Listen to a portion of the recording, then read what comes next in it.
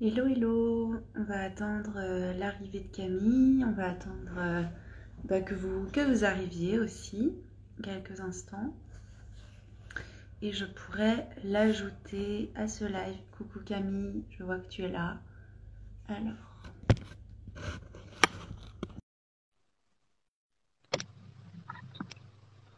ok, je vais t'ajouter. Hmm. Ah, c'est bon. Salut Camille. Salut, Comment vas-tu? ça va et toi? Ouais, ça va bien, merci. Tu as l'air toute rayonnante. C'est gentil. Je suis trop contente qu'on fasse ce live. Ouais, moi aussi, je suis contente, très très contente. Bon, voilà, je vois que ça commence un petit peu à arriver. Euh, du coup, Camille, je t'ai proposé qu'on fasse un live pour faire un parallèle entre les troubles alimentaires dont tu as souffert aussi et la derma. Ouais. Euh, Quand j'ai découvert les contes autour de la derma, je crois que c'est le tien que j'ai découvert en premier. En fait, j'ai vraiment tout de suite vu le parallèle avec les troubles alimentaires, notamment au niveau du vécu de la personne, de ce qu'on se dit dans sa tête, de comment on voit le monde. Mhm. Et du coup, je voulais qu'on parle un petit peu de ça, en fait, pas juste du symptôme, parce que je pense qu'il y a beaucoup d'infos sur ton compte. Il y a plein d'infos sur les TCA, mais vraiment, qui sont les personnes, qui est la personne qui peut vivre avec ce trouble. Non pas qu'il y ait un portrait robot, mais il y a souvent des caractéristiques un peu qui reviennent. Et puis, Ouais. bien exploiter ton livre. Et du coup, je vais m'appuyer pour, voilà, pour ce soir, si c'est bon pour toi. Ok. Bah ouais, trop cool. Non, je pense que c'est vraiment, il y a plein de parallèles intéressants à faire et je pense que effectivement dans ma communauté, j'avais fait un sondage ce matin et il y a vraiment beaucoup de personnes qui souffrent des deux.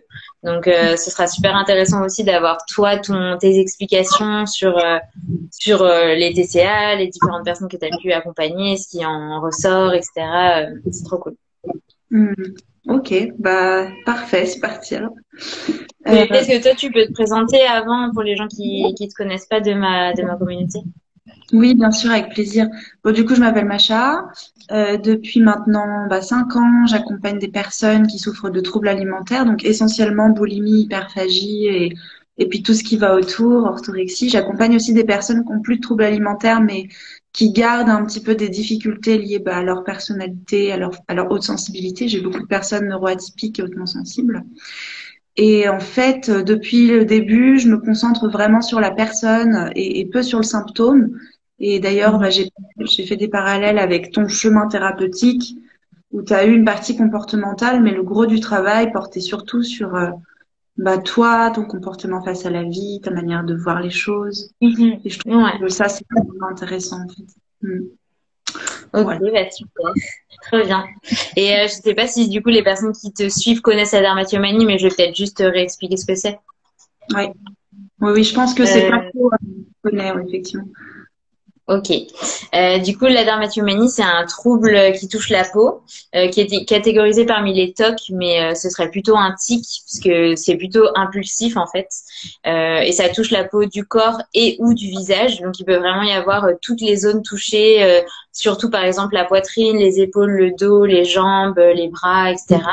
Mais c'est vrai que sur le visage, c'est très fréquent. Et ça peut être lié à l'acné, mais aussi pas du tout. Donc, il y a aussi des personnes qui vont vraiment se créer des lésions à partir des pores de la peau, de croûtes, de piqûres d'insectes, etc. Même si c'est vrai que l'acné, c'est souvent un déclencheur parce que voilà, il y a une sorte d'intrus sur le visage ou sur le corps qu'on a envie d'enlever, de lisser, etc.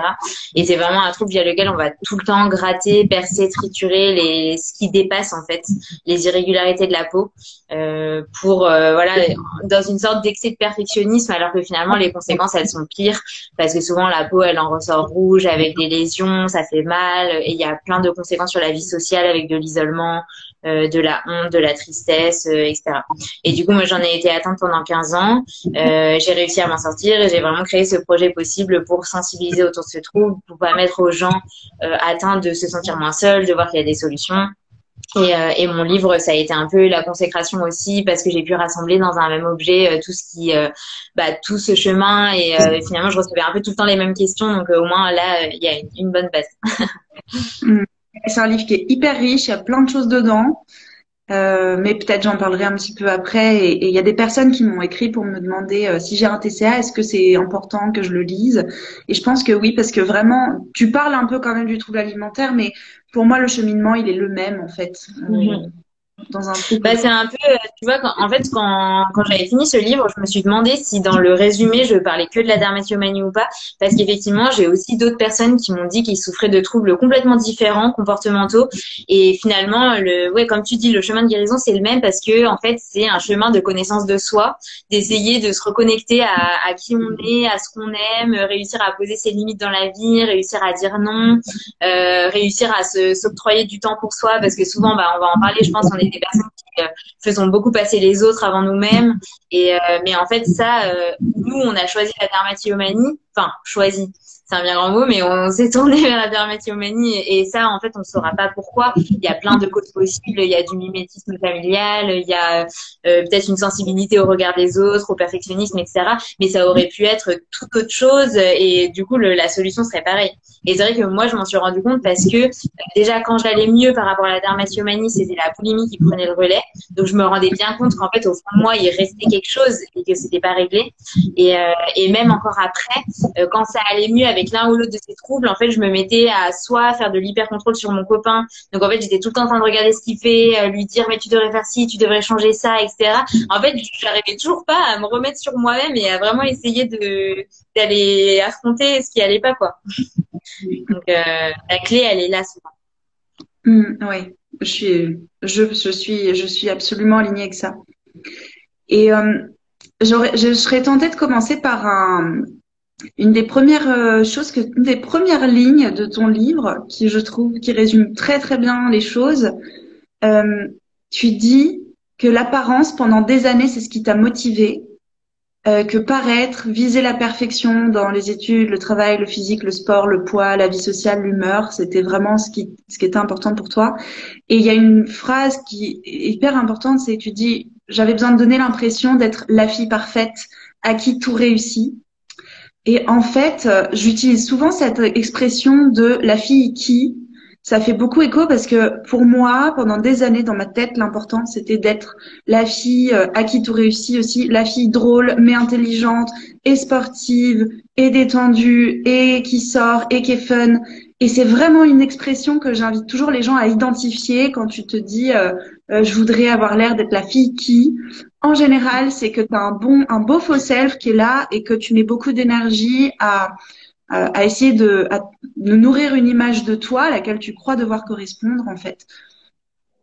Ouais, exactement. Je pense que ça, c'est très vrai. Après, je pense que c'est une manière de se construire. À mon avis, dans l'adolescence, on passe tous par cette phase et en soi, elle est un peu normale parce qu'en fait, on se construit en parallèle des autres et c'est via de cette comparaison que sortent des modèles auxquels on s'accroche. Enfin, on se dit, ah, telle personne, j'aime bien ce qu'elle renvoie, donc en fait, j'ai envie d'être un peu pareil, donc je veux être la fille drôle, la fille machin. Et en fait, c'est normal quand on n'a pas encore vécu énormément de choses dans notre vie, etc. On s'accroche à des images, mais c'est vrai que si on reste trop enfermé là-dedans, bah en fait ça nous éloigne complètement de nous-mêmes parce qu'en fait on se construit que dans un, comme tu dis, un faux self, quelque chose qu'on a élaboré de toutes pièces, mais peut-être qui nous convient pas en fait. Et c'est vrai que moi je pense que ça a été vraiment ça et que c'était très inconscient. Je pense que déjà j'ai deux grands frères mais ils ont 10 et 12 ans de plus que moi. Après j'ai une sœur qui a 18 mois de moins et c'est vrai que vu qu'elle est très proche de moi, je pense que j'ai un peu voulu incarner une sorte de modèle, enfin de me dire que je devais tout vivre en premier, que elle allait me demander, poser des questions, comment on fait ci ou ça, et qu'en fait ça m'a mis une pression un peu inconsciente, peut-être que vivent tous les aînés, où en fait on a l'impression que bah, on doit tout découvrir par soi-même, et puis après on doit expliquer aux autres, etc. Donc on n'a pas le droit à l'erreur. Donc moi je pense que c'était un peu ça, et c'est vrai que mes parents étaient quand même assez exigeants, assez dans le culte du travail, de la réussite, des bonnes notes. Je pense que notre système scolaire il invite pas forcément à sortir de ça parce qu'on est très drivé par les notes, par les classements, etc. Et pour peu qu'on soit un peu perfectionniste, en fait, ça nous bride dans vraiment un cercle de course au toujours plus et à la première place, quoi. Alors que finalement, bien sûr, c'est positif. Aujourd'hui, je vois les aspects positifs de ça parce que ça m'a permis de faire des études, ça m'a permis d'être rigoureuse, par exemple, dans l'écriture, de pas faire de fautes d'orthographe, etc. Et ça, c'est quand même important. Mais je pense que ça m'a desservi dans plein de choses parce que ça m'a coupé de mes ressentis, ça m'a mis une pression folle en fait et j'ai eu besoin d'exutoires et ces exutoires ils sont arrivés dans les troubles Mm. et c'est ça. Mm. Mais justement, tu parles de l'environnement familial et social. Alors, bien sûr, l'idée, c'est pas d'aller culpabiliser les parents ou d'aller voir ce qu'ils ont mal fait, parce que c'est pas évident d'être parent. Mais c'est intéressant et je l'interroge toujours moi, en accompagnement de voir le climat justement dans lequel on grandit. Et toi aussi, tu mets en avant justement, t'en as un peu parlé là. Tu dis que t'as reçu une éducation, oui, avec ses résultats, avec une culture vraiment de la réussite, de la performance, une forte valeur travail. Et ça a donné lieu à un besoin de réussite, de rendre tes parents fiers, mais par les notes, par les performances sportives. Et en fait, c'est un profil que je retrouve beaucoup. C'est pas exclusivement, mais beaucoup chez les personnes qui souffrent de troubles alimentaires.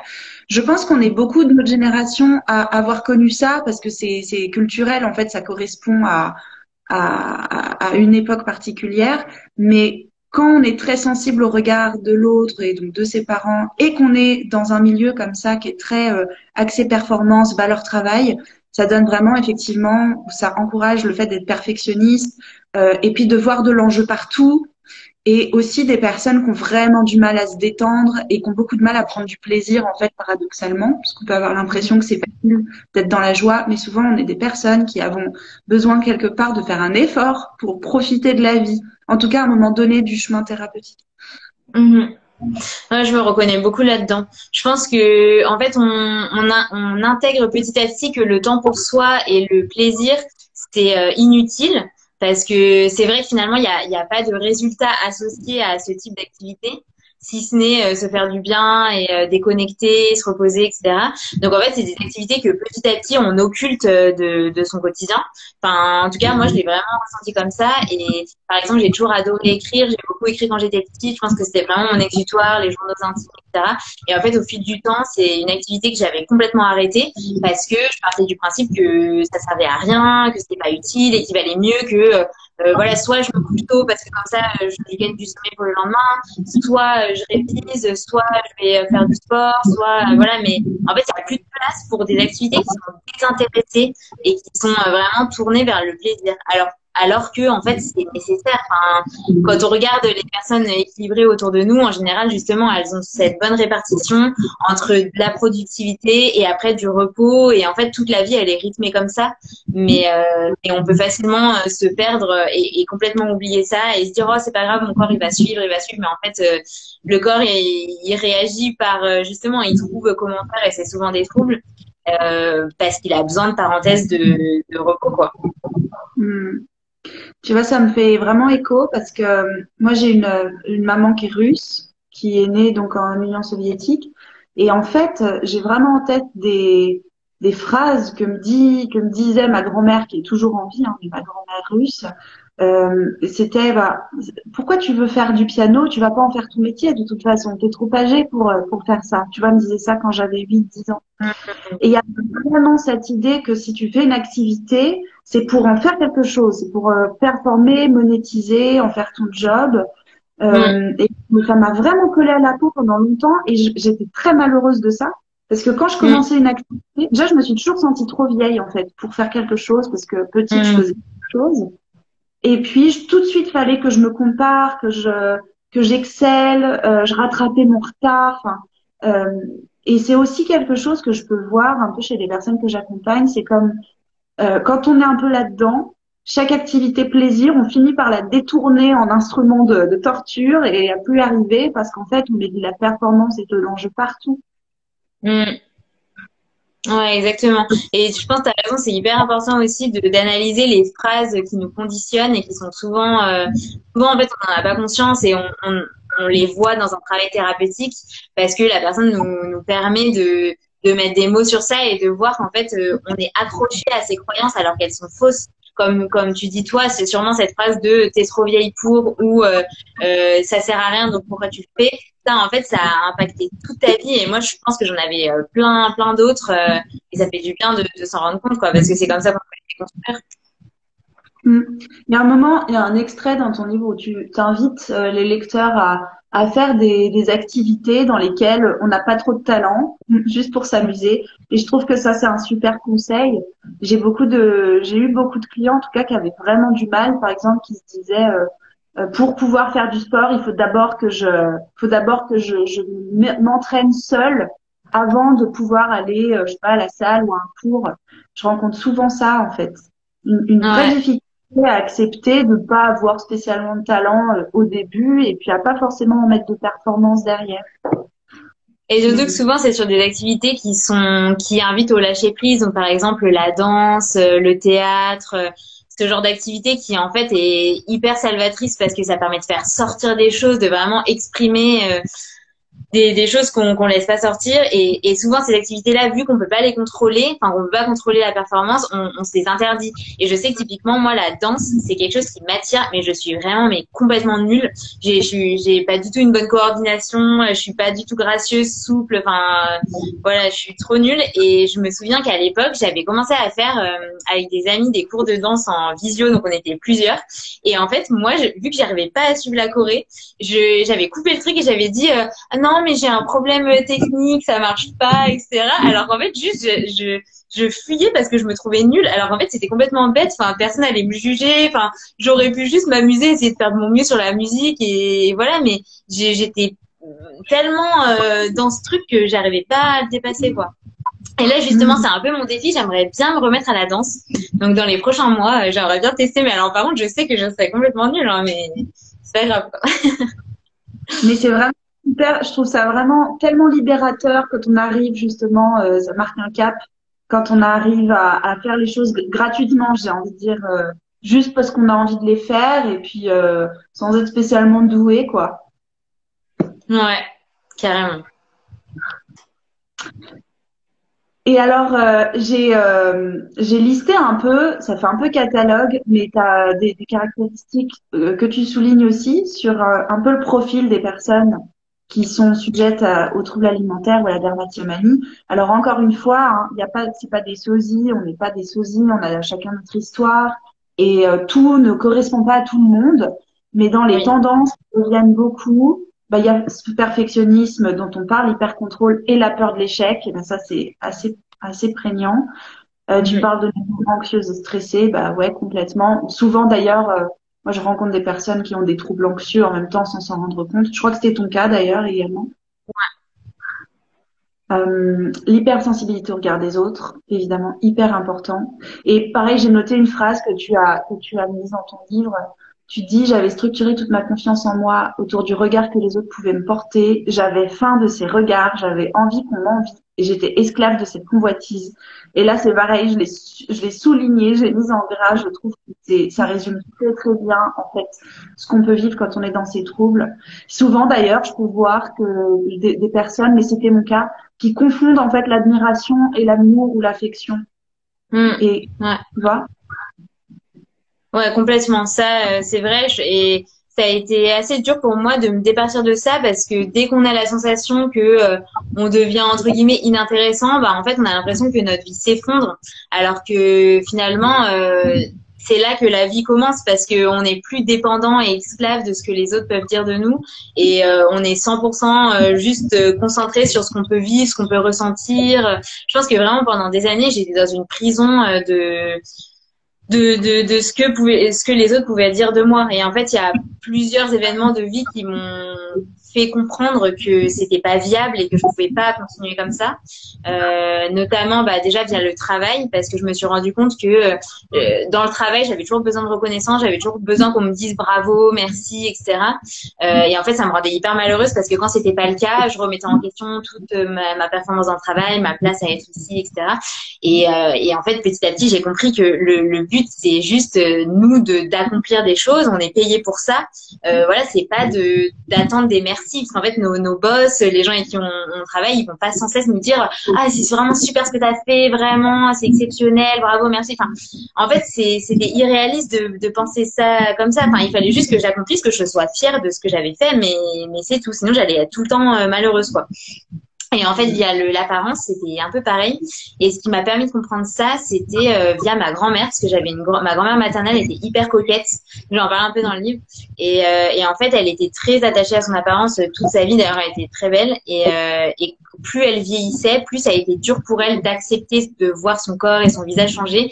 Et je me rappelle l'avoir essayé, en fait, ses anciennes tenues les après-midi, enfin voilà, dans son appart, et se dire bon bah voilà, ça rend plus rien. Enfin, même à 90 ans, parfois elle disait bah, je veux pas aller à la boulangerie parce que je suis moche et je veux pas qu'on me voit comme ça. Alors que bah nous on était là pour elle, on aurait pu faire une petite balade et elle préférait rester enfermée parce qu'elle se sentait pas présentable. Et en fait je m'étais toujours dit quand j'avais vu ça, c'est trop dommage en fait à son âge de se priver de moments de vie ou de s'enfermer dans cette tristesse, cette nostalgie, juste à cause de l'apparence. Parce qu'en fait, nous, enfin moi en tout cas, vis-à-vis d'elle, je m'en foutais complètement et j'avais juste envie de passer du temps. Et je m'étais toujours dit, il faut que je travaille sur moi parce que si je deviens comme ça avec l'âge, ça va être trop dur à vivre en fait et ça va m'enterrer. Enfin, c'est pas bien quoi. Donc voilà, je pense que c'est aussi des prises de conscience de choses qu'on voit, qu'on lit, qu'on perçoit autour de nous, qui nous aident à changer. Mm. Mm. Ouais, ça me parle vraiment beaucoup ce que tu dis. Je me souviens que dans le boulot, j'ai commencé très tôt dès que j'étais en âge légal de travailler, j'ai bossé en hôtellerie, en restauration pendant mes vacances et tout. Et moi, j'avais vraiment besoin d'être l'employé unique au monde, quoi, d'être la meilleure employée qu'il n'ait jamais connue. Et donc, je me mettais dans des postures pas possibles. Je me faisais hyper violence, je faisais des trucs qu'on me demandait pas. Et c'était pas juste pour bien travailler, j'avais vraiment besoin aussi de cette reconnaissance et de ce retour, alors que pour le coup il y avait aucun enjeu, hein, c'était pas, mais c'était vraiment une soif de validation extérieure. Mm-hmm. Et puis t'as dit un truc aussi que je trouvais très intéressant, mais ça m'est sorti de la tête. Ah oui, c'est qu'en fait, moi j'ai découvert en thérapie, et donc ça fait partie des choses que j'essaye de transmettre aussi dans mon travail. Que en fait les gens ils sont pas avec nous pour nos caractéristiques techniques comme on choisirait une bouilloire électrique, et qu'en fait ils peuvent admirer des personnes qui réussissent des choses, mais ils vont pas être avec nous parce que on est stylé ou belle ou parce qu'on a tel diplôme, enfin vraiment dans 99% des cas. Et du coup j'ai vraiment une chose qui m'a vraiment libérée, c'est d'apprendre que en fait, je pouvais être là, je pouvais être moi, j'avais rien à produire, j'avais pas besoin de fournir des prestations, de divertir, d'être intelligente, d'être drôle, parce que vraiment j'étais dans cette posture et je le vois chez mes clientes souvent. Et que en fait, voilà, tu crois que les gens attendent ça, tu crois qu'ils regardent ça, mais en fait pas du tout. Et d'ailleurs même cette espèce de tension, de crispation qu'on se fait à montrer qu'on est toutes ces choses-là, coupe en fait du lien. Ça empêche vraiment de se nourrir des relations, justement. Ouais, mais complètement. Et je trouve que ce qui aide pour dépasser ça, c'est aussi de se demander comment nous, on perçoit nos amis. Et souvent, en fait, on prend conscience que, enfin, moi, demain, si ma meilleure amie arrive et que, je sais pas, elle a eu un énorme problème, elle a la moitié du visage brûlé ou qu'elle a, je sais pas, enfin, n'importe quoi, en fait, je m'en fous complètement, quoi. Enfin, limite, enfin, déjà, je serais super triste pour elle, je me demanderais ce qui s'est passé, mais ça empêchera pas que j'aurais envie de passer du temps avec elle. Enfin, voilà, je trouve que parfois, essayer de prendre du recul et se mettre à la place des autres vis-à-vis de soi-même, ça aide à prendre conscience qu'en fait, c'est irréaliste. Même si après, bien sûr, la pratique, elle est souvent plus difficile que la théorie. Et en fait, ces choses, on les sait, mais on a quand même du mal à les dépasser et on continue de se mettre des barrières, etc. Mais voilà, petit à petit, une fois on va tester d'aller avec des potes alors qu'on se sent horrible, que voilà, et en fait on va voir que rien ne change et du coup petit à petit ça va enclencher un truc dans le cerveau. Un jour on va faire un truc dans le travail qui sera bien mais pas exceptionnel. En fait on va voir que rien ne change et voilà, on va continuer à essayer de faire de son mieux, mais on va pas se démener pour faire le meilleur truc et ça en fait ça va passer très bien. Enfin voilà, je pense que c'est un apprentissage progressif. Et après, moi, j'en parle beaucoup, ce qui m'aide énormément, c'est d'écouter des podcasts. J'adore les podcasts. Je trouve que c'est vraiment une source d'inspiration et d'apprentissage qui est illimitée. On a vraiment accès dans les oreilles à des témoignages de gens qui ont vécu des choses, qui nous partagent leurs leçons de vie, etc. Tout ça gratuitement, quand on veut, où on veut. Et en fait, ça m'a vachement aidé ça, d'écouter des interviews de gens divers qui parlent de leur travail, qui parlent de leur rapport au corps, qui parlent de beauté, qui parlent de tout, et de voir ces personnes de tous âges ce qu'ils en pensent, comment ils ont évolué. Enfin, vraiment, le podcast, je pense que c'est un média qui est pas encore si développé que ça. Il y a encore plein de gens qui entendent parler de podcast, mais qui n'ont pas sauté le pas. Et je pense que quand on essaye avec un podcast, en fait, souvent après, on peut plus s'arrêter. En fait, on découvre qu'il y a un monde infini, parce qu'il en existe des centaines de milliers. Mais voilà, je trouve que c'est vraiment, c'est comme parler à quelqu'un, mais qu'on n'aurait jamais l'occasion de rencontrer dans sa vie et pouvoir tirer de lui tous ses apprentissages. Enfin voilà, vraiment gagner du temps sur son propre chemin. Donc c'est vraiment top. Yes, ça me parle aussi. Et tu parles beaucoup de podcasts, effectivement, dans ton livre. Je vois que tu es grande amatrice. Ouais, j'adore. Alors j'ai toujours ma petite liste. Il y a encore des trucs assez importants dans les ingrédients du profil qui est sujet aux troubles alimentaires ou à la dermatomanie. Et je reprécise que c'est normal si tout le monde se retrouve pas dans tout.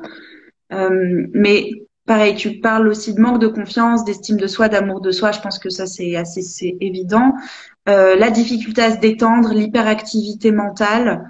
Et là, tu dis, on en a parlé tout à l'heure, que en fait, même tes moments de loisirs, finalement, tu pouvais pas les vivre, que tout devenait une contrainte. Et je pense que ça, on en a un petit peu parlé. Mais il y a vraiment, effectivement, cette idée de hygiène de vie irréprochable, contrôler tous les domaines de ma vie, exploiter tout le temps disponible pour m'améliorer. Je suis en train de penser à une anecdote une cliente à moi qui était vraiment dans ce schéma et qui une fois me dit, OK, j'ai accepté de regarder Netflix, mais j'ai mis un documentaire sur les bébés parce qu'elle était enceinte et je l'ai mis en anglais pour pratiquer mon anglais. Et c'est exactement ce que je faisais, c'est que je me laissais aussi aucun moment de répit. Fallait tout que j'assimile des choses. Mais tu vois, après, moi, j'ai beaucoup travaillé sur ça parce que, en fait, pendant un temps, en découvrant aussi tout le développement personnel, en travaillant sur moi, etc. Et puis même, par exemple, ma sœur qui est assez proche de moi, elle me disait tout le temps, mais en fait, pourquoi t'as tout le temps besoin de faire des trucs, c'est pas normal, etc. Et en fait, je me flagellais un peu en me disant, mais c'est vrai, pourquoi je suis comme ça, pourquoi j'arrive pas à ne rien faire? Et limite, je me forçais à ne rien faire. Donc vraiment, à me poser, à mettre un film qui m'intéresse pas ou quoi. Et en fait, petit à petit, je me suis quand même rendu compte qu'il fallait pas non plus tomber dans l'inverse, dans le sens où je pense qu'il faut se connaître, il faut savoir ce dont on a besoin. Et par exemple, moi, je pense que j'ai besoin de me nourrir de plein de trucs. Je pense que je suis quand même assez curieuse, j'ai besoin d'apprendre des choses. Et je pense qu'il faut trouver le bon équilibre parce que si là, j'arrête de travailler tous les jours à 18h et que en fait, je mets sur Netflix une série qui ne m'intéresse pas du tout, genre par exemple, je sais pas, même pas laquelle, mais une série qui m'intéresse pas du tout et que je passe toutes mes soirées comme ça tous les jours, en fait, je pense que je vais plus tomber en dépression que si, en fait, tous les jours, je suis là à optimiser chaque moment, etc. Je pense qu'il faut trouver un juste milieu. Il faut essayer de comprendre quand on est dans une fuite en avant, via ces actions qui n'est pas saine, parce que parfois c'est ça, et moi c'était vraiment ça, c'était pas sain. Mais parfois, c'est aussi, voilà, qu'on est curieux, qu'on a besoin de se stimuler, d'apprendre plein de choses, etc. Moi, le seul truc, je pense, qui posait problème, c'est que j'arrivais pas à passer du temps avec moi-même. Donc tu vois, j'avais tout le temps besoin d'avoir un truc dans les oreilles, justement un podcast, une vidéo, un truc. Tu vois, même quand j'allais aux toilettes, je pouvais pas passer 5 minutes sans prendre mon téléphone. Enfin, en fait, j'avais l'impression que vraiment je perdais du temps, que c'était pas possible, etc. Alors en fait, en faisant ça, je me fuyais moi. En fait, je m'empêchais de ressentir un peu ce qui se passait dans mon corps, si j'étais bien ou pas, si j'étais stressée, voilà. Et là, c'est pas normal parce que là, c'est une suroptimisation. Mais par contre, voilà, préférer regarder des documentaires à des séries, par exemple, c'est vrai que moi, c'est mon cas et maintenant, ça me va. J'aime bien regarder un film détente comme ça le week-end, mais sinon, le reste du temps, c'est vrai que j'aime bien apprendre des trucs. Mais voilà, par contre, je me force vraiment en fait, moi, mon téléphone, j'ai l'impression que c'était mon pire ennemi parce qu'en fait, le téléphone, c'est la distraction qui happe un peu toute la concentration et qui fait qu'on s'éloigne complètement de nous-mêmes, quoi. Et moi, c'était vraiment ça le problème, je pense. Oui, effectivement. Et moi, dans l'exemple auquel je pense, on était vraiment dans un cas où d'une personne qui pouvait pas rester avec elle-même du tout sans optimiser son temps. Et ça me fait penser à un sujet qui est un tout petit peu annexe, mais c'est que en fait, dans cette démarche d'apprendre à se connaître, il y a aussi cette idée de s'affranchir des représentations marketing social de ce que c'est que de se détendre. Et par exemple, moi j'ai plein de clientes qui se rendent compte qu'elles n'aiment pas paresser sur la plage, elles n'aiment pas prendre une heure leur douche, elles aiment pas se mettre du vernis et elles se forcent parce que normalement on adore ça. Elles aiment pas faire de shopping, elles aiment pas sortir dans des bars. Et en fait, elles ont effectivement un fort besoin de stimulation. C'est très souvent le cas quand on est neuroatypique, mais ou même humain, mais surtout quand on est neuroatypique, on a besoin effectivement de se nourrir intellectuellement. Et du coup, ça fait aussi partie, mais je crois que tu en parles, de cette démarche de se dire, attends, mais en fait, moi, j'aime quoi? Tu vois, mais Mm. il y a un truc qui m'a fait écho dans ton bouquin, c'est justement pour les sorties. Pendant toutes mes années étudiantes, j'ai étudié à Grenoble d'ailleurs, Mm. pendant toutes mes années étudiantes, je me forçais à sortir, je me forçais à aller en boîte, mais même après, en fait, même avant et après, parce que je croyais que c'est ce qu'on faisait à mon âge, quoi. Et Mm. j'étais super mal et souvent on me disait mais t'es chiante, t'es pas drôle. Alors je buvais beaucoup pour rester dans le truc et j'aimais pas, c'était trop bruyant. Mm. Et ensuite j'ai découvert qu'en fait j'étais hyper sensible au bruit, à la lumière, que j'ai besoin de dormir et qu'en fait j'aimais beaucoup être chez moi. Si tu veux, ça m'a permis de reprendre ma responsabilité sur mais moi en fait c'est quoi qui me nourrit et pas en général mais à cet instant-là parce que ça peut être aussi une activité peut être pas du tout nourrissante à un moment et le lendemain oui. Ouais, ah mais je me reconnais complètement là-dedans. Et je pense que j'ai été exactement pareil. Juste après, en fait, j'avais fait mes études de commerce à Lyon et après j'ai fait mes stages, premiers emplois, etc. à Paris. Et quand j'étais à Paris, vraiment, mais quasiment tous les soirs, je faisais quelque chose parce que finalement, je trouve que la vie parisienne, ça va vite, surtout si on a des potes dans différents groupes d'amis, etc. Bah, en fait, on nous propose tout le temps des trucs, etc. Donc en fait, on est booké pour 3 semaines parce qu'un soir il y a un resto, un soir on va découvrir un film au ciné, un soir, enfin, il y avait tout le temps des trucs. Et j'arrivais pas à dire non parce que, je sais pas, je me sentais mal de dire non. J'avais l'impression que les gens allaient comme toi, se dire que j'étais pas fun, que je voulais pas les voir ou autre. Donc, je me forçais à tout le temps faire des trucs. Et en plus, des trucs qui ne m'intéressaient pas. Enfin, pareil, aller tout le temps sortir dans des bars. Enfin, et surtout, comme tu dis, je pense que après, il faut aussi savoir dans quelle configuration. Par exemple, moi, j'aime pas être avec plein de gens. J'aime bien être avec peu de personnes. Donc, j'aime bien, par exemple, faire un repas avec 4 personnes. Mais j'aime pas aller dans des soirées où il y a genre 30, 40 personnes. Enfin, je peux le faire de temps en temps, mais c'est pas ce qui me plaît le plus. Parce que j'aime bien avoir des discussions, etc. Et c'est vrai que, bah, en fait, moi, c'était pas du tout comme ça que je voyais mes loisirs et ma détente pendant peut-être 10 ans de ma vie, quoi. Et il a vraiment fallu que je m'observe, que je me fasse aider en thérapie, que je me pose des questions aussi et surtout que j'accepte de remettre en question tout ce que je pensais vrai. Tu vois, de se dire, en fait, je pensais que j'aimais ça, mais en fait, j'aime pas. Enfin, tu sais, c'est pas facile de se dire ça parce qu'il y a aussi un moment où tu te dis, mais en fait, qu'est-ce qui me fait dire que j'aime pas? Est-ce que c'est vraiment que j'aime pas ou autre? Et en fait, tant qu'on est déconnecté de notre corps, bah, on perçoit pas non plus ces signaux. Donc, en fait, on est dans une sorte de flou où on n'arrive pas à comprendre. Et c'est aussi ça qui nourrit nos troubles. Parce qu'en fait, nos troubles, ils nous font office de sas de décompression où en fait, bah, ça y est, quand on rentre chez soi après une soirée où en fait, on était trop mal, mais on le voyait pas, bah, en fait, on a juste qu'une envie, c'est soit d'aller devant le miroir et de tout triturer parce qu'en fait, on est dans une parenthèse hors du temps, soit de manger parce qu'on s'anesthésie et on pense à rien, on pense à rien. Donc, c'est vrai qu'en fait, moi, tant que j'avais pas réussi à m'apaiser aussi avec moi-même, bah, j'arrivais pas à me sortir de mes troubles parce qu'en fait, j'étais juste pas bien et voilà, quoi. Je fais une transition avec une notion dont tu parles pas mal, qui est pareil, évidente, mais qui est hyper importante, c'est la dualité corps-mental, qui pour moi là qui est omniprésente chez mes clientes et dans laquelle j'ai vécu pendant mes 20 années de boulimie et peut-être même encore après. Et qui peut des fois revenir. D'ailleurs, je peux me surprendre à me dire tiens, je suis complètement déconnectée. Et Mm. ça, c'est pour moi vraiment c'est central. Bien sûr, ça se nourrit d'autres choses. Et ce qui va avec ça, cette déconnexion, en fait, moi, je le vois comme, on considère son corps comme un objet ou un sujet auquel on administre des choses. C'est pareil, je sais pas si tu l'as dit comme ça, mais il y a un truc qui m'a parlé. Tu dis, en fait, je devais aller me coucher parce que il faut 8 heures de sommeil, donc c'était l'heure, fait que j'aille dormir. Fallait que je mange, fallait que je mange telle chose parce que c'est ce qui est bon pour ma santé. Mais il y a vraiment quelque chose j'ai un mobile, j'ai un objet et je lui administre des traitements. Mm. Et d'ailleurs, c'est aussi une posture dans laquelle parfois les gens viennent me voir au début en disant mais quelle technique tu vas appliquer sur moi? Qu'est-ce que ton programme va faire changer pour moi? Mais en fait, Mm. la clé d'abord, c'est de réussir à rapprocher les deux. Et ça peut être très compliqué, surtout chez les personnes qui ont connu des traumas ou qui ont une capacité naturelle à se dissocier à chaque déclencheur ou chaque situation inconfortable. Et en fait, là aussi, il y a une notion un comportement qui va avec et dont tu parles beaucoup, c'est comme on est dissocié et qu'on fait pas du tout confiance à son corps, et toi tu parles de ton, t'as mis beaucoup de temps à te rendre compte qu'en fait ta peau elle faisait sa vie, quoi, que si tu le laissais faire, ben, ça passait. Et donc, quand on a ce manque de contrôle dans son corps, de confiance dans son corps, bah, on se sent obligé de contrôler, d'être dans un interventionnisme constant. Et en fait, c'est ça qui nourrit le trouble aussi. Mm. C'est une espèce d'ingérence, une incapacité à laisser faire. Et du coup, c'est des règles extérieures qui nous disent quoi faire et on ne sait plus du tout pourquoi on les applique. Et même, on se Ouais. dit, pourtant, ça devrait être bon pour moi, ou j'ai dormi 8 heures, je devrais être en forme, je ne devrais pas être fatiguée. Il y a toujours cette résistance à ce qui se passe vraiment dans le corps, en fait. Comme si c'était Ouais, complètement. tu vois? Mais ça, c'est trop intéressant et je pense qu'en fait, c'est parce que finalement, ça fait peur de faire confiance à son corps parce que justement, on ne sait pas comment il va réagir et on ne sait pas ce qu'il va faire.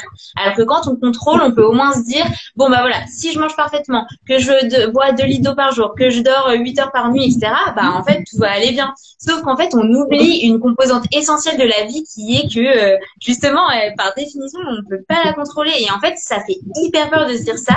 Mais quand on arrive à passer de l'autre côté, en fait, on se rend compte à quel point c'est trop cool de vivre comme ça.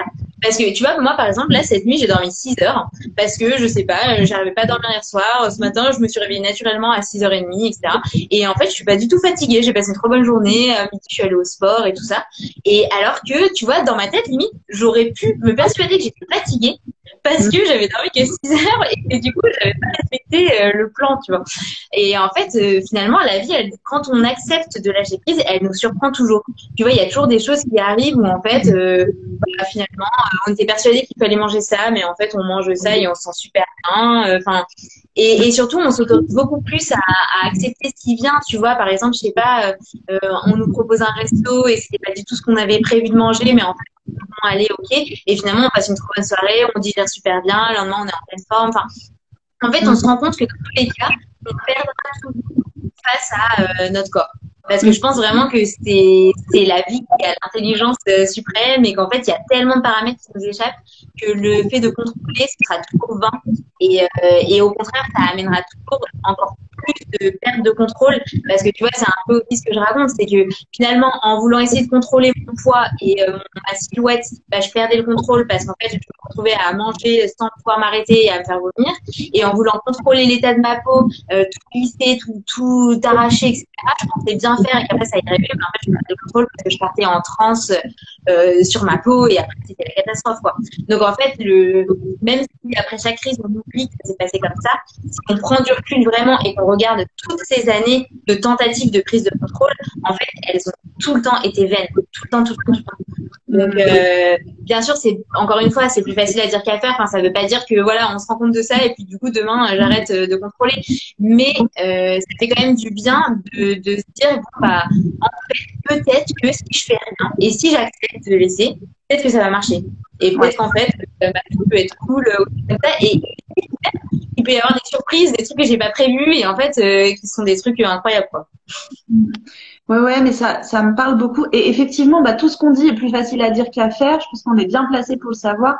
Mais parce que il y a des parties de nous qui n'ont pas d'intérêt, ou en tout cas qui croient très fort il faut garder le contrôle, que si je laisse faire mon corps, il va faire n'importe quoi. Si je mange tel truc, je vais prendre 10 kilos, j'ai très peur de grossir. Mais bon, faut bien commencer par le dire de toute façon. Et, euh, et tu vois, c'est en fait pour moi, il y a une dimension. Donc, il n'y a pas que la dissociation corps-mental. Vraiment, il y a une tyrannie du mental. Et Ouais. il y a vraiment cette idée que, mais pour moi, ça c'est même collectif un peu. Alors, je veux pas ouvrir des débats collectifs, mais pour moi, ça fait partie aussi de notre conscience collective. On est dans une époque où on est beaucoup sur le mental. Donc, le mental fait des stratégies, il clive, il étiquette, il juge, et puis il pense à l'avant, il pense à l'après, il pense pas au présent. Et il va tout le temps nous dire, mais t'es pas assez, t'as pas fait assez bien, mais t'aurais dû parler comme ça. L'autre doit se dire de toi que tu es ceci, que tu es cela. Et vraiment, une des clés, mais là, c'est évident, on est dans le trop facile à dire et plus difficile à faire, mais euh, c'est vraiment la capacité à se reconnecter à ce qui est au présent. J'ai vu que tu parlais un peu d'Eckhart Tolle. Moi, je le mobilise beaucoup. Je trouve qu'il explique super bien. Ouais. Mais derrière, il y a aussi une vision de la vie où, alors, c'est un peu cash, hein, les mots que je vais employer, ils sont pas très tendres, mais je le fais aussi en parlant un peu de l'ancienne moi. Moi, je vois que j'avais une sorte de manque d'humilité, en fait, vis-à-vis de mon corps et de la vie. Mm, Et exactement. tu vois, une difficulté à voir qu'en fait, déjà quand tu es dans un bras de fer avec ton corps et ton système nerveux, ton mental, il va pas gagner. Donc, tu peux essayer de te donner l'impression que tu contrôles en grappillant du temps, mais ensuite, la crise, elle est bien pire. Et puis derrière, il y a des effets rebonds. Et il y a vraiment cette idée d'accepter comment ça dépend des gens et de leur parcours, mais que en fait le corps il sait ce qu'il fait. Tu vois, tu parlais de l'homéostasie de survie. Le corps il est pas là pour nous punir, il fait pas les choses contre nous. Il est là pour nous aider à être en vie dans les meilleures conditions possibles. Et en fait, souvent avec cet interventionnisme et cette ingérence qu'on fait parce qu'on a peur et qu'on croit que sinon il va se passer des trucs de dingue. En fait, on va vraiment court-circuiter quelque chose qui se passe sans l'intervention du mental. Le cœur bat, le sang circule sans que le mental l'ait décidé, en fait. Ah, c'est clair. Ah, mais c'est clair, c'est trop intéressant. En fait, t'as raison, c'est un manque d'humilité. C'est comme si, en fait, on se croyait supérieur et qu'on se disait qu'en fait, avec notre interventionnisme, tout allait mieux se passer. Alors que, justement, moi, ce que j'aime raconter, c'est que ce qui m'a aidé, c'est d'essayer de comprendre mon corps et de me rendre compte de toute sa magie. Parce que quand on voit ça et qu'on se rend compte de tout ce qui est en train de se passer rien que là, pendant qu'on est en train de parler, et tous les gens qui nous écoutent, ce qui est en train de se passer dans leur corps, en fait, c'est incroyable en fait de se voir qu'il y a des vitamines qui sont en train d'être assimilées, il y a des parties de peau qui sont en train de se réparer, il y a des flux qui sont envoyés à droite à gauche pour l'acidité de notre peau, de notre intérieur et tout. Mais c'est juste incroyable quoi. Et donc dans ce cas-là, en fait, on peut que se incliner face à ça et se dire ok bon bah je laisse quoi. Mais tu vois, moi il me reste un symptôme qui est assez dur à vivre, c'est que je suis hypocondriaque et qu'en fait j'ai tout le temps peur de pas être en bonne santé. J'ai tout le temps peur d'avoir un truc. Tu vois, je fais 2 analyses de sang par an. J'ai tout le temps peur. J'entends, je me dis oh là là, mais ça en fait je suis en train de développer un truc et je le sais pas, etc. Et je sais que c'est un truc qu'il faut que je travaille parce que ça montre qu'il y a encore un manque de confiance à ce corps. Tu vois, j'ai encore cette croyance que ce corps il peut me lâcher, qu'il peut faire sa vie et décider d'avoir une maladie ou un truc. Alors que pour autant, en fait, je fais tout bien, que en fait, je le vois bien que je suis en bonne santé, que je fais du sport, que machin. Mais j'ai encore ce truc où j'ai tout le temps peur de développer des maladies, quoi. Et ça, je pense que voilà, c'est lié à l'anxiété, c'est sûrement aussi lié au fait que vu que je me renseigne sur plein de trucs, en fait, j'entends plein de trucs. Et du coup, je me dis merde, et souvent ça m'est arrivé, etc. Mais voilà, c'est aussi un manque de confiance face à mon corps. Et voilà, de toute façon, je pense que c'est le travail d'une vie, hein, mais c'est intéressant de l'observer. J'ai quelques personnes aussi qui sont très très anxieuses de leur santé, qui aussi se disent hypochondriaques, mais enfin voilà, qui ont très peur de choper un truc. Et moi j'aime bien dire quelque chose. Alors c'est pas forcément très conventionnel parce qu'on aime bien dire attention, si tu vomis, tu vas avoir de très très gros problèmes, c'est hyper dangereux. Le problème c'est que ça crée juste vachement d'anxiété et ça fait juste bouffer les encore plus.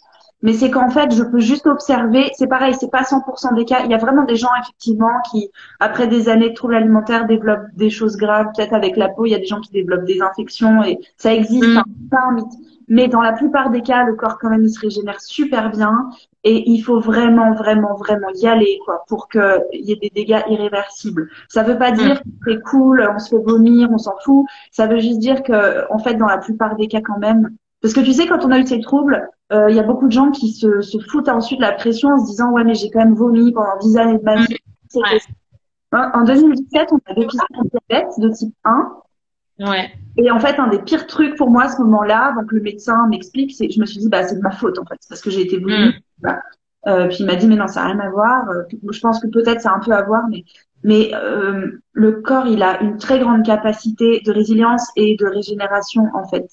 Et ça n'enlève pas les peurs, mais c'est une réalité. Les gens sont souvent vachement surpris. Oui. Mais ça, c'est sûr. Et tu vois, pour te révéler un petit secret, là, justement, je viens de faire des analyses où j'ai fait des analyses de sel pour voir justement mon système digestif, mon microbiote, etc. Et tu vois, je m'étais dit, bon, bah, c'est sûr que justement, après toutes ces années de boulimie, de vomissement, enfin voilà, je me dis, j'ai forcément abîmé ma paroi intestinale, je dois avoir une hyperperméabilité, etc. Et en fait, bah là, j'ai reçu mes analyses la semaine dernière et tout va bien, quoi. Genre vraiment, on dit, il y a rien, enfin et en fait je me suis sentie bête parce que je me suis dit putain je fais des analyses alors en fait il y a des gens qui ont des vrais problèmes, qui souffrent vraiment. Et en fait, moi, limite, je me persuade que je suis pas bien. Alors, en fait, je suis en bonne santé. Mais bon, voilà, je pense que c'est, Ouais, et c'est le temps, comme tu dis, je pense que, enfin, moi, en tout cas, je suis bluffée de voir à quel point, bah, la preuve, là, mon système digestif, il n'y a aucune séquelle. Enfin, il y a la tête, mais pas visible. Et ma peau, enfin, elle s'est hyper bien régénérée aussi, même si, bien sûr, je garde des taches, même si, c'est sûr qu'on voit pas bien, j'ai ma lumière, etc. Mais ma peau, elle est pas du tout parfaite. Mais quand je vois quand même tout ce que par quoi je suis passée, je me dis, c'est quand même assez incroyable, quoi. Et ça fait du bien de se rendre compte de ça. ouais. Mm.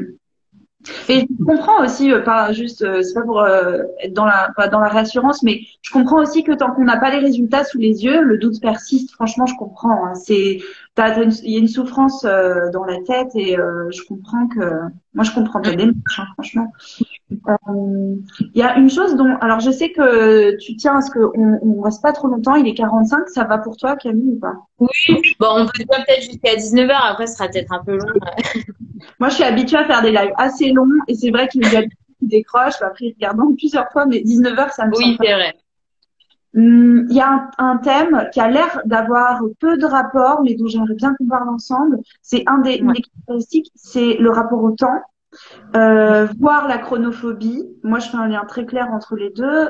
Pas juste la peur du temps qui passe, mais vraiment la difficulté à, à s'inscrire dans le temps, à accepter qu'on a des échéances, enfin tout ça en fait. T'en parles vraiment beaucoup dans ton livre. La fuite en avant aussi, la difficulté aussi à vivre ce qu'on vit et être tout le temps à un moment tu dis, j'arrêtais pas de me dire que quand j'aurai tel résultat, je pourrais enfin me reposer, je pourrais souffler, être heureuse.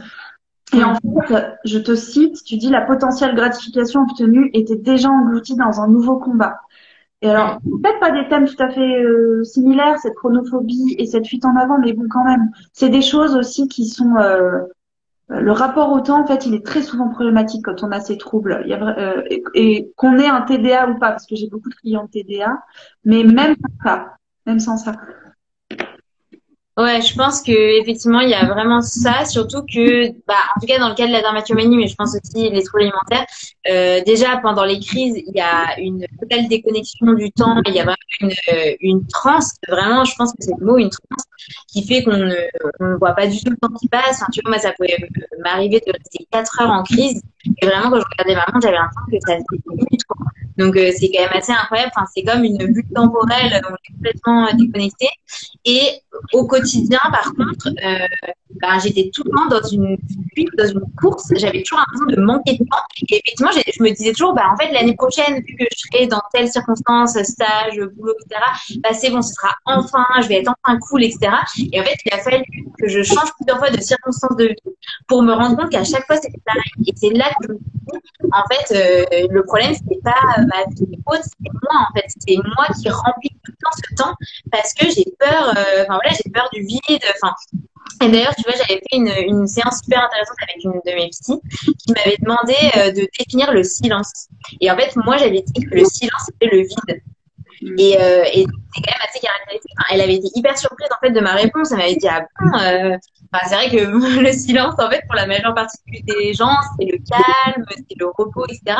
Et pour moi c'était le vide. Donc en fait ça veut bien dire que j'avais vraiment une appréhension à être dans ce silence, le fait de ne rien avoir à faire, ça me terrorisait. Je pense que derrière il y a peut-être une peur de la mort. Enfin voilà, il y a sûrement une manière de l'expliquer.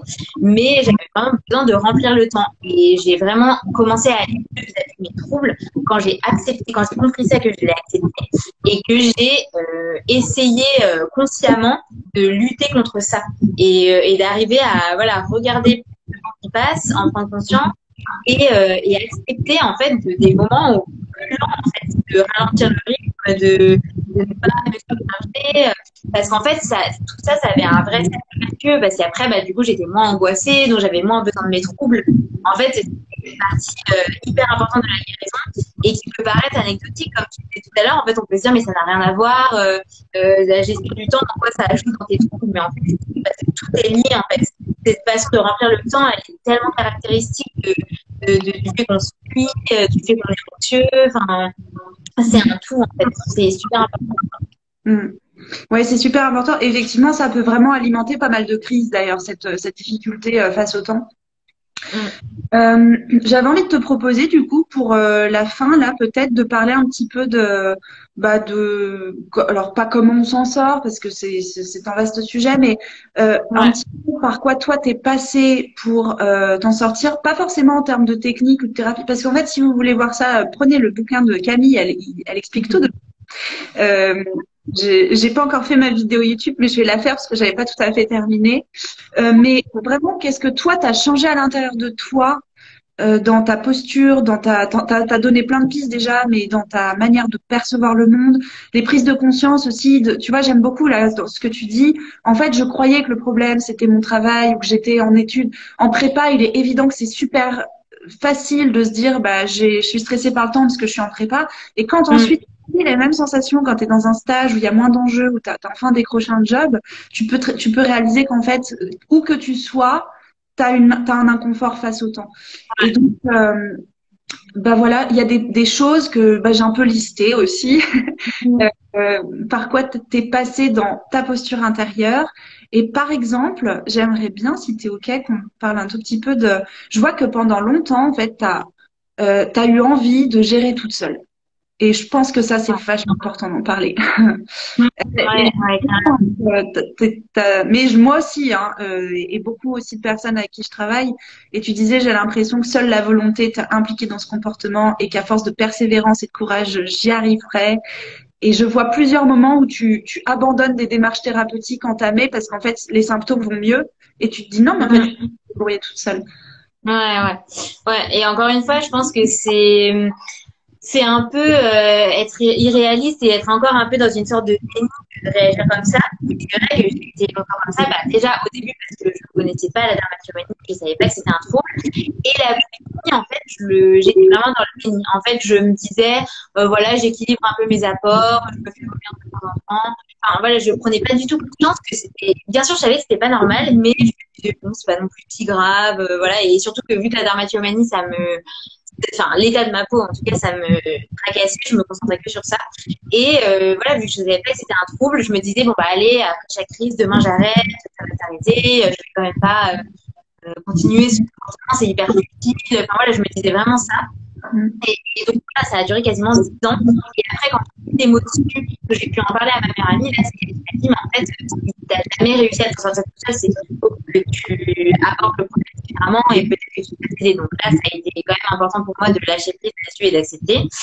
Mais comme tu dis, en fait, rapidement, quand ça va mieux, on se dit, ah, mais quand même, c'est quand même un peu bête de mettre de l'argent là-dedans. En plus, enfin voilà, on revient au temps, j'ai pas le temps. Enfin, voilà, c'est bon, maintenant, j'ai fait quelques séances, j'ai ce qu'il faut, ça va aller, quoi. Et je pense qu'il a vraiment fallu plusieurs. De toute façon, la guérison, elle est toujours en marche d'escalier. Hein. Enfin, on monte, on redescend, on stagne un peu, on descend, on remonte. Enfin, voilà, je pense que c'est toujours un peu comme ça. Mm. Mais accepter quand même finalement c'est un trouble, c'est pas qu'une question de volonté, quel que soit nos troubles, et c'est vraiment quelque chose qui nous dépasse, même si la souffrance elle est hyper forte, et même si voilà on n'en peut plus et qu'on veut absolument aller mieux, parfois ça suffit pas en fait. Il faut quand même autre chose, il faut quand même soit apprendre des techniques, soit se faire aider, soit voilà, parce que en fait c'est un peu comme si on était embourbé dans notre propre boue intérieur et en fait on n'arrive plus à voir les choses et on n'arrive pas à en sortir. En fait, il nous manque des éléments et on ne peut pas les trouver tout seul. Il faut que quelqu'un nous pose la bonne question. Et souvent, en plus, on comprend en parlant, c'est aussi ça le bienfait d'une thérapie, c'est que le verbe est générateur. Enfin, c'est grâce au verbe qu'on comprend les choses. Et se parler à soi-même, c'est pareil que parler à quelqu'un d'autre. Mais pour moi, ça témoigne aussi, je sais pas si tu seras d'accord, mais d'une vision aussi de cette vision un peu performance, individualiste, où normalement, quand on, Oui, tu vois, je vois aussi vraiment ça derrière, parce que moi, j'étais aussi là-dedans. Et je vois aussi cet attachement à, j'ai besoin, moi, je sais pas pourquoi, mais, enfin, je sais un peu, mais j'étais vraiment bloquée sur, je veux avoir du mérite, je veux m'en sortir toute seule, je veux ne compter sur personne. Et ouais. c'est aussi quelque chose que je peux retrouver souvent, tu vois. Ouais, ouais, je pense que c'est ça aussi, t'as raison. C'est un peu une sorte d'ego un peu mal placé, enfin de fierté, quoi, où on se dit, voilà, au moins, bon, j'ai traversé une difficulté, c'est vrai, j'ai un trouble, mais bon, je vais y arriver à s'en sortir toute seule, quoi. Ce sera un peu, alors que finalement, il y a aucun, aucun mérite en fait à ça. Enfin, c'est encore une fois une fausse croyance. Enfin, c'est pas une faiblesse que de se faire aider ou de pas y arriver tout seul, quoi. Pour moi, il y a beaucoup de mérite à se faire aider. Je trouve ça très responsable et je Ouais. dis souvent à mes clients, à ma petite communauté que moi, je vois un psy et je pourrais pas faire sans. Pas juste parce que, pas juste pour me faire superviser, mais j'ai régulièrement, je me fais aussi accompagner sur des questions particulières. Pour moi, ça fait vraiment partie d'une écologie, tu vois. En fait, c'est bon. Mais je vois que les questions de santé mentale sont de plus en plus euh, banalisé. Je trouve ça très bien. Pour moi, ça parle de ça. Il y a une chose qui m'a vachement surprise, mais alors peut-être j'ai mal, dans ce que j'ai lu, mais peut-être que j'ai mal compris, c'est que j'ai été vraiment étonnée de voir que pendant des années, tu étais très très obsédée par ta peau, puis tu parles des produits à la pharmacie, au supermarché, que tu étais très attirée. Ça me parle vachement parce que pendant des années, mais je me suis ruinée en petits trucs pour compenser mes crises, des trucs anticellulites mais des trucs de beauté. Et j'ai été très attirée par ça aussi. Et en fait, ce qui m'a surpris, c'est que je vois que j'ai l'impression, en tout cas, que tu t'es intéressée assez tard, en fait, à ce qu'il y avait dedans. Mais tu vois, j'ai trouvé ça vraiment intéressant. Ouais, c'est vrai. Bah, je pense que c'est sûrement culturel. En fait, c'est lié à des études que j'ai lues, à des choses que j'ai entendues. Mais non, c'est vrai que pendant très très longtemps, je me disais juste, j'étais attirée quoi par les paillettes, les packaging, qu'est-ce que ça pouvait m'apporter, etc. Mais que j'étais pas forcément trop concernée par la santé, par les perturbateurs endocriniens, par ce genre de choses. Et ça aussi, c'est vrai que c'est une grosse brique du livre aussi, c'est d'essayer de comprendre que finalement, bah, encore une fois, tout est lié, que ce qu'on met sur notre peau, que ce qu'on mange, en fait, ça peut impacter notre mental. Et en fait, souvent, on manque énormément d'informations sur tout ça. Mais le pendant négatif, c'est qu'avec des gens perfectionnistes comme nous, on peut facilement aussi tomber dans un travers où en fait après on veut tout analyser, on veut tout comprendre, et c'est très difficile parfois de trouver l'information. Donc bon, sur ce sujet, j'avoue que du coup je sais pas trop comment me positionner parce que je pense que c'est important d'aller voir l'envers du décor, mais pour des personnalités comme nous, ça peut poser problème aussi. Et ça m'a fait penser quand même un peu à, il y a des personnes, quand elles sont dans les troubles alimentaires, elles sont incollables sur tout ce qu'il y a, elles sont vraiment très très fortes en nutrition.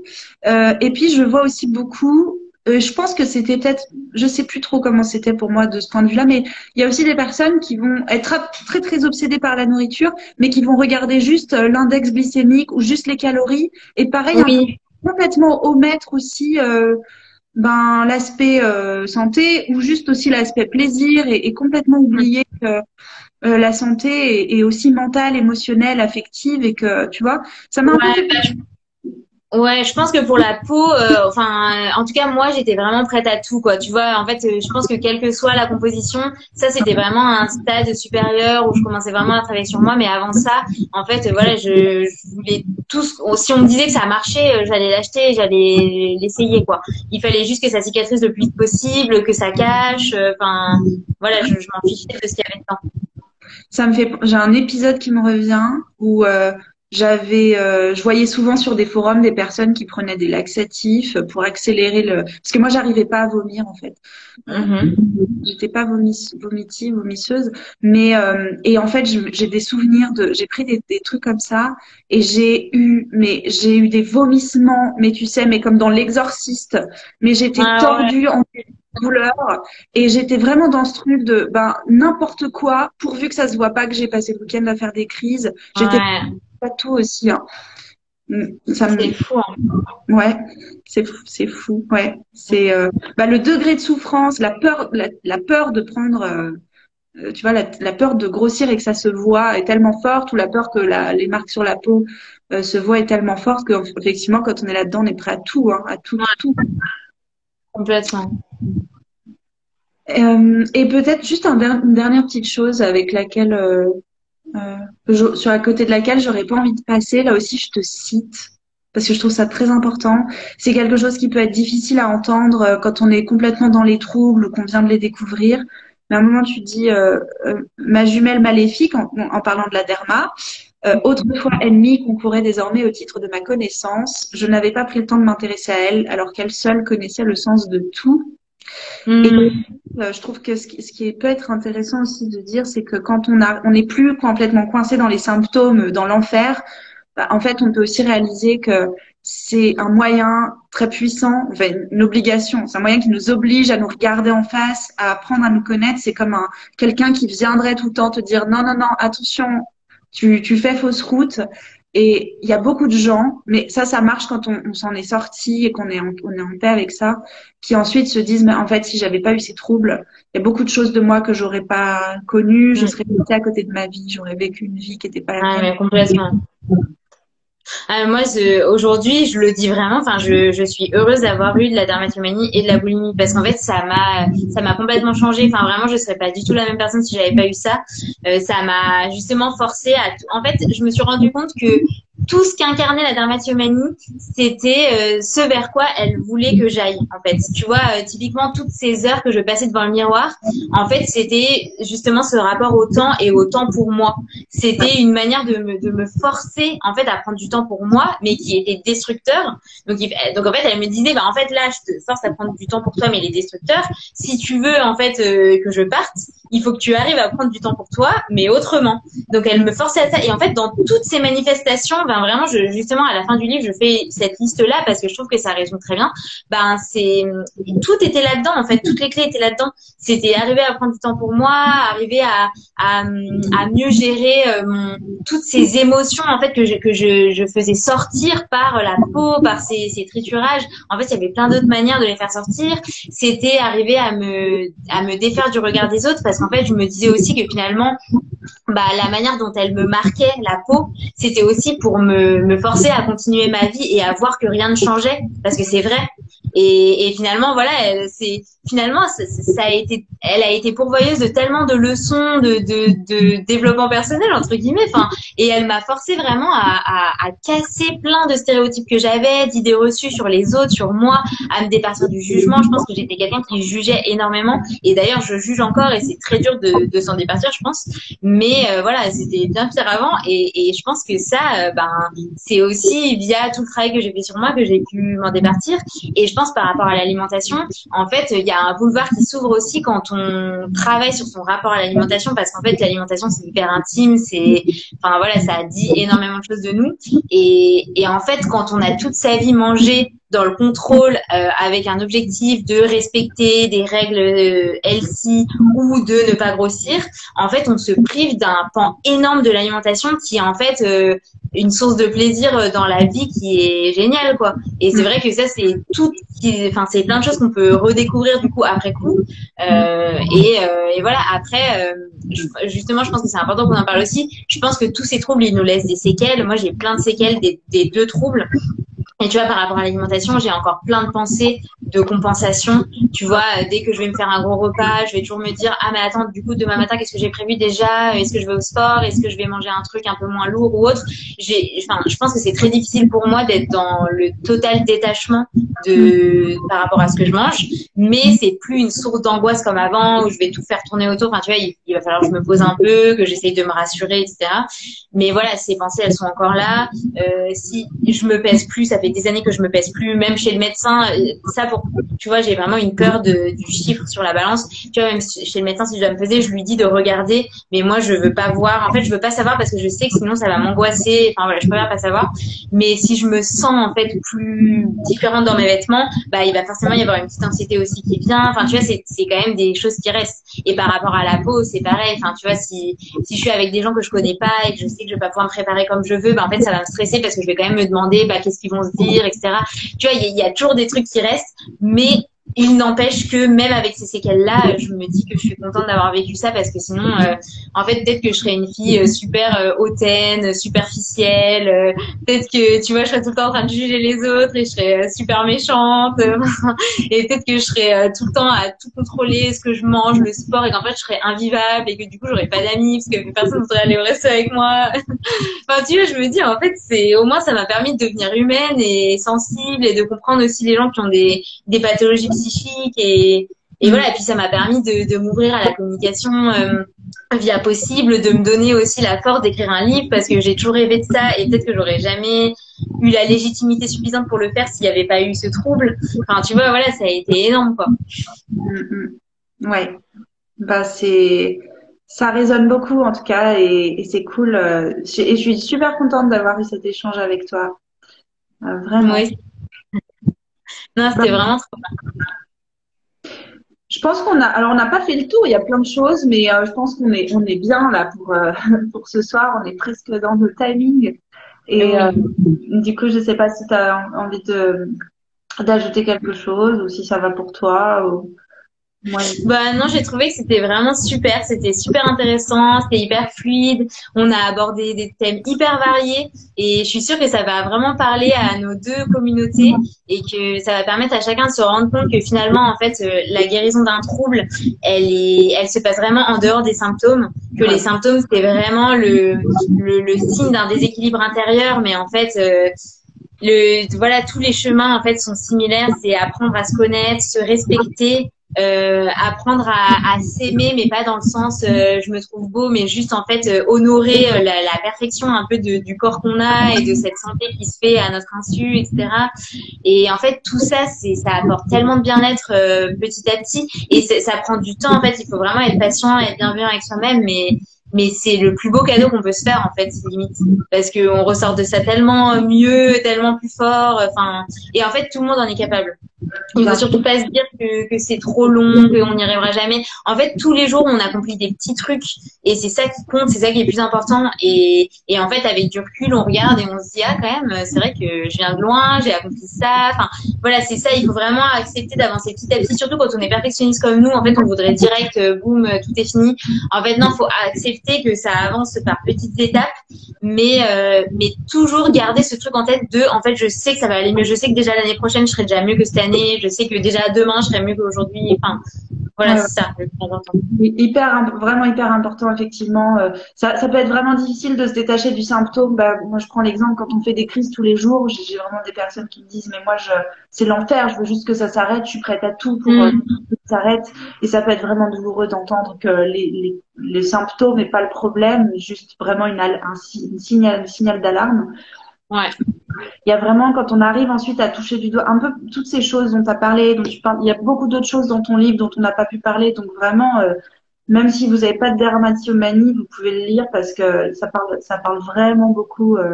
Ça pourrait être pour les personnes qui ont des troubles alimentaires. Quand on arrive en fait à prendre un pas de recul et à toucher du doigt, mais un peu comme tu l'as dit, qu'est-ce que ce trouble vient me dire? Qu'est-ce qu'il vient me dire de moi? Qu'est-ce qu'il vient dire de ma vision du monde, de mon regard sur moi? Alors, on commence vraiment déjà à aller mieux. Et puis, il y a cette idée de profiter du processus, effectivement, parce que ça peut passer que par là. C'est pas, s'administre des traitements et puis hop, un jour c'est terminé. Il y a vraiment être les deux pieds dedans et profiter du chemin. Ça peut être Ouais. bizarre à dire, mais Et je trouve que finalement, le conseil le plus simple qu'on peut tous appliquer et qui se fait vraiment tous les jours, c'est juste d'apprendre à respirer. Ça peut paraître le truc le plus bateau, le plus nul de la Terre, mais je sais que moi, c'est vraiment des trucs qui me rassurent au quotidien de me dire qu'il y a un peu cette baguette magique que je peux activer comme ça tout de suite et qui fonctionne. Et j'ai pas besoin, enfin voilà, il n'y a rien besoin de faire, je peux juste respirer. Et je trouve que c'est tellement simple, mais d'un côté, c'est souvent les trucs les plus simples qu'on ne fait pas parce que justement, on s'attend à des trucs compliqués, etc. Mais enfin, aujourd'hui, typiquement, c'est vraiment l'un des trucs qui m'équilibre le plus. Tu vois, je sais vraiment que la respiration, en fait, elle me permet de me calmer et elle me permet aussi de faire le pont entre deux activités. Tu vois, souvent, je sais que je faisais des crises, par exemple, quand tu rentres chez toi et qu'après tu dois enchaîner sur autre chose, en fait, ça stresse et du coup, bah, en fait, tu sais pas quoi faire, donc du coup, vite, tu vas manger ou vite, tu vas faire une crise. Je sais qu'aujourd'hui, juste le fait de me poser 2 secondes et de respirer, en fait, je fais entre une activité et une autre, et je perçois aussi comment je me sens. Et parfois, je respire et en fait, ça te fait te concentrer un peu sur toi et tu te dis, putain, en fait, je me sens pas bien, j'ai eu un bouillonnement et en fait, tu l'avais même pas senti, quoi, parce qu'on est tellement tout le temps surchargé, etc. Et c'est vraiment le truc le plus simple. Aujourd'hui, moi, vraiment, c'est le truc qui m'accompagne tout le temps. Dès que, voilà, entre deux activités, après quelque chose, je prends le temps, en fait, juste de me poser mes 2 minutes, de respirer tranquillement, sans rien faire, sans pression. Et voilà, c'est juste le petit truc que chacun peut faire pour sauver la vie. ouais, je te rejoins là-dedans. Ok, bah écoute, merci beaucoup, beaucoup. Bah, merci beaucoup à toi. Du coup, il y aura un replay. Ouais. Ah oui, absolument. Si Trop je bien. fais pas de bêtises, mais je vais faire gaffe parce que je suis tout à fait capable de foirer là. Je vais faire ça tranquille. Et Mais non. Juste quand tu fermes le live, de toute façon, après, ça s'enregistre tout de suite. voilà, exactement. Et puis quand j'aurai un peu de temps, je ferai une vidéo YouTube sur ton livre spécifiquement aussi où je parlerai de choses dont on n'a pas pu parler parce que c'est important. Pour moi, Trop cool. il est important. Voilà. Bah, merci beaucoup. Merci à toi Camille et à bientôt et bonne soirée. Oui. À bientôt. Bonne soirée à tous. Au revoir. Merci d'avoir été là. Je sais pas, bonne soirée.